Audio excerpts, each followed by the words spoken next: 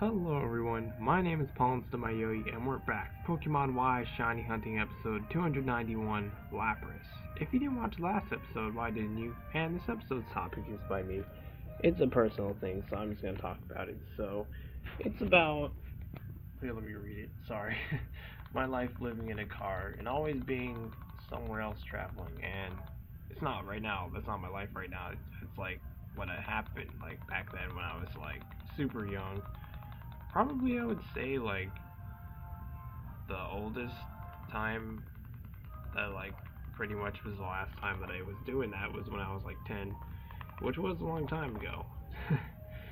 But anyway, yeah, so pretty much what I meant by like traveling somewhere else, like, yeah, what I mean by that is like not only being in the car, but just being in a lot of different places, like states. Well, no, not states. I think, well, I think we stayed in the same state, but just a lot of different areas. It's a lot of driving. It was crazy, but it's pretty much, yeah. Back then, we didn't really have just a house to be in, so we would always have to pretty much live in our car, and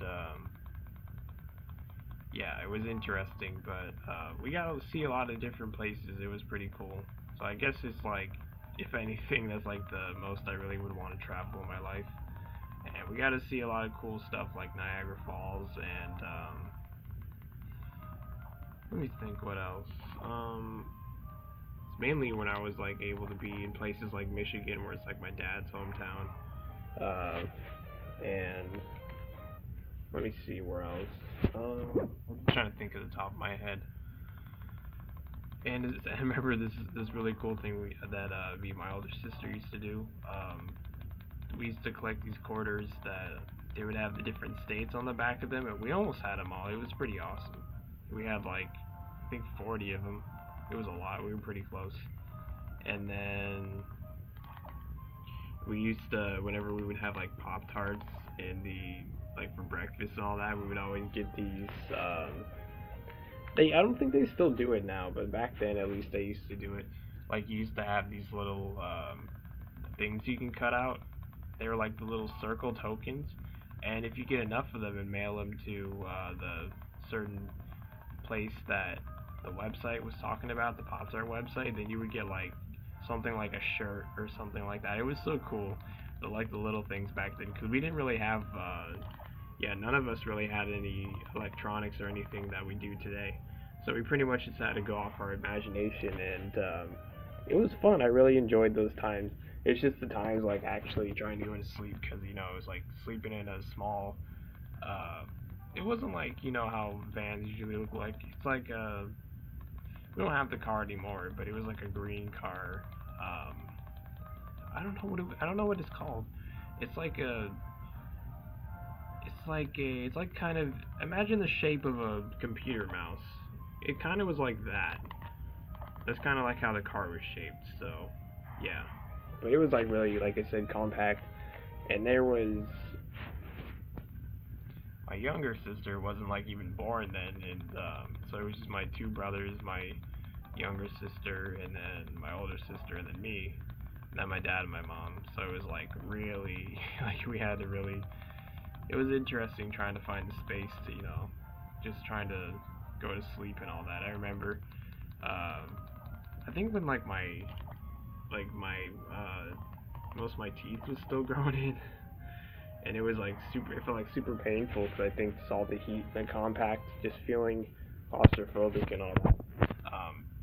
Honestly, a part of me misses those days because it was just fun to travel and to just to see interesting things. Like I remember every time that we would go through this, like the under the bridges, and it would be like almost like a cave. My dad would always be like, "Hey, Paul, we're in the back cave," and yeah, I was like, "Hey, that's so awesome." It was so cool. I just mostly believed all that stuff, and even though he was like, lying, he was just trying to make me happy. So I was like, appreciate that. But I remember all that stuff. It was great. But one of the main parts I really enjoyed whenever we went to these rest stops, and of course, it would just, if you haven't ever heard of that, you probably haven't done much traveling or anything like that. But pretty much it's mainly for like truckers, because they are like driving most of the time, and it's just for like just mainly you go to the bathroom and all that. And usually it's pretty cool grassy fields, so you could have like fun there. And there's like benches and all that, and it is pretty fun. There's like a lot of fun stuff to do when it comes to that, and just I got to experience nature so much. Maybe that's why nowadays I don't really go outside, because I experienced so much of that when I was super young, and I don't know, just now I found a new interest in what I'm doing now. But back then I really like had a super huge imagination. I mean, I guess I still have a little bit of that now because of the whole, me creating content stuff. But yeah, I just think that's like a really important part of my life that, just happened, whether I wanted it to happen or not. And it was pretty cool.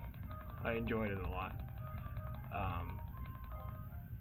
But yeah, I think that's about it when it comes to that, because I know there's like a lot of specific stuff, but I remember saving those for other personal topics. So yeah, I guess that would pretty much be it for that topic. So yeah, I hope you enjoyed that, because I've been looking forward to talking about that for a long while, because it, big part of my life right there just happened. So yeah.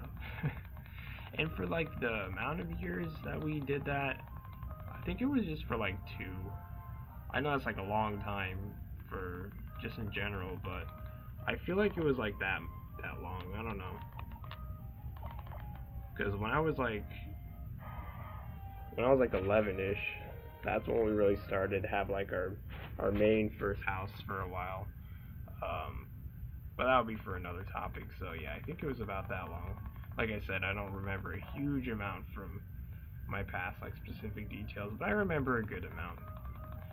So yeah, anyway.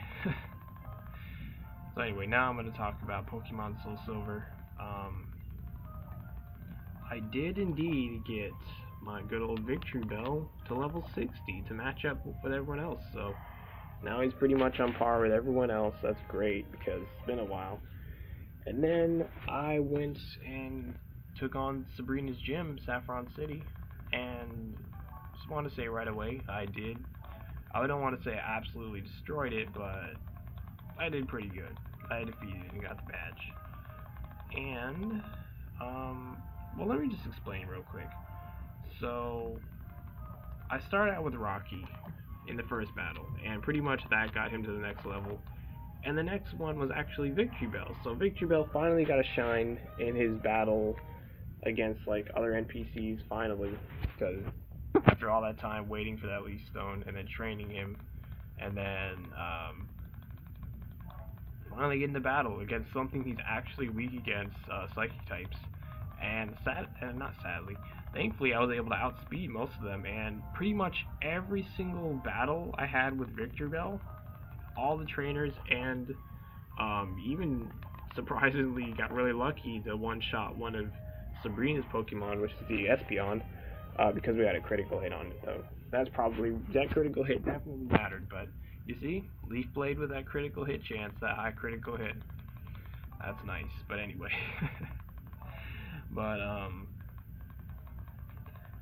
yeah. So anyway, yeah, Victory Bell was pretty much able to one-shot every single Pokemon in that one, except for the first trainer. Like I said, Rocky took care of that trainer, the old lady on the bottom right. But pretty much Victory Bell took care of every other trainer. It was crazy. I was really impressed. He really did good in training, because he was super effective against those. But against these Pokemon, they really didn't have that great of defense, and Victory Bell already has quite high attack, so Leaf Blade is nothing to brush off either. It's quite a powerful attack. But anyway, yeah, it was pretty awesome to see him finally back into action again. First time actually using, like I said, Victory Bell in a for real battle. And he came through clutch, because when we went up against the Espeon, he lived one psychic, with 12 health, and you know Espeon's special attack is like super high. And not only that, but of course it's super effective against my Victory Bell, because Victory Bell is grass poison. Psychic super effective against poison. But yeah, I was surprised that he was able to live a hit. I was like, okay, Victory Bell, you might pretty much die here, but at least you did a good work in the gym. And then he lived on 12 health, and then I was like, oh my gosh, we can get a Leaf Blade off, and I was like, I hope this does at least half. And then it goes all the way and kills. It says critical hit, and I'm like, oh my god, Victory Bell. Holy freaking crap. Like, that's something else right there. Victory Bell did the work. You wouldn't expect him to do that, because, you know, he's weak to it, but he did the work. He did it. So proud of him. Proud of all my Pokemon, but him especially, making that comeback with, fighting again. And yeah, he's gonna definitely be a really good one to have back. Just glad to, you know, have 6 Pokemon again to be able to use to fight. It's great. But anyway, yeah, then pretty much I was hoping to get at least to outspeed the Mr. Mime, but apparently I know Victory Bell isn't super fast, but I was hoping that he would at least be able to outspeed the Mr. Mime, but no, sadly he wasn't able to when he got killed. I was hoping that the Mr. Mime would be stupid and set up like a Reflect, and that would have been great, or kind of bad, because the next part of the plan was I had Crobat out, and Crobat was able to outspeed, of course, Mr. Mime, but also Alakazam. I was like kind of scared that Crobat wasn't gonna outspeed Alakazam, because like I said, Alakazam is really fast. If you know Alakazam that much, he is quite fast. And if you didn't, well, now you know. But anyway, yeah, I was able to one-shot the Mr. Mime. Wait, was I? Actually, I don't know. I don't know if I was able to one-shot the Mr. Mime. I feel like I got like a flinch, so that it pretty much Mr. Mime wasn't able to really do much against me. So yeah, but anyway, Crobat, yeah, really did save the day. I know I had other Pokemon, but Crobat with that super effective bite, and, you know, it being fast and having it to flinch, yeah. But anyway, I had my Crobat be able to do like 75% health to the Alakazam, and thankfully the Alakazam didn't even go for attack. It went for Reflect, hoping to set up on me, and it even had a Citrus Berry, so it healed it up to like a little under half health. And little did that Alakazam know that I had a special attack on my good old Crobat, good old Air Slash, and we took down Alakazam. I was not expecting it to be that easy, like seriously. I was expecting Sabrina to be almost as annoying as Surge, but no, easier than Surge. So yeah.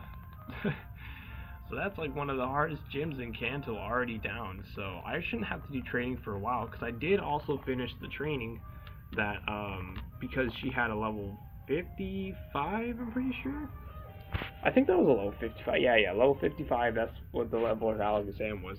So that means I trained all my Pokemon to level 62, and I did, and I was able to do that, and I had like some minutes to spare to be able to explore pretty much all the outside, like talk to all the outside NPCs and get all the items in Celadon City, but anyways, this is the last one we'll check for the episode. But I feel pretty confident that I'll be able to not only beat Erica's gym today, but also, what's her face? I forgot, but Koga's daughter. Yeah, but anyway. If you enjoyed the episode, if you'd be so kind to support me by donating to my Patreon, as long as you're not putting yourself in a bad spot by doing so, of course, then feel free to. The link is in the description down below. And I'll be seeing y'all later. I've been your host, Paul Mayoi, and goodbye.